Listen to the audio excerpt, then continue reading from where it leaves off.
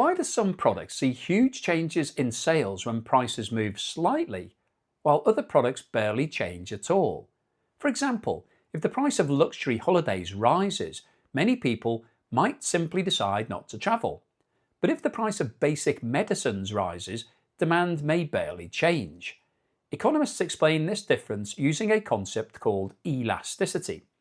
Elasticity measures how responsive demand or supply is to a change in price. The most common measure is price elasticity of demand. This measures how much the quantity demanded changes when the price changes.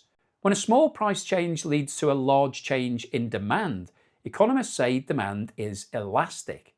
This often happens with non-essential goods that have plenty of substitutes. If the price rises, consumers can easily switch to alternatives. But when demand hardly changes, even when the price change is dramatic, then this is inelastic. This usually happens with necessities.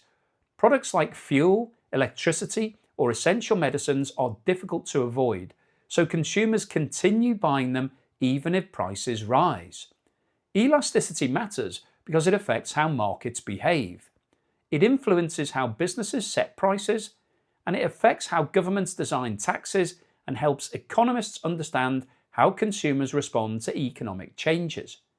For example, if demand for a product is very elastic, raising the price may actually reduce total revenue because many consumers stop buying.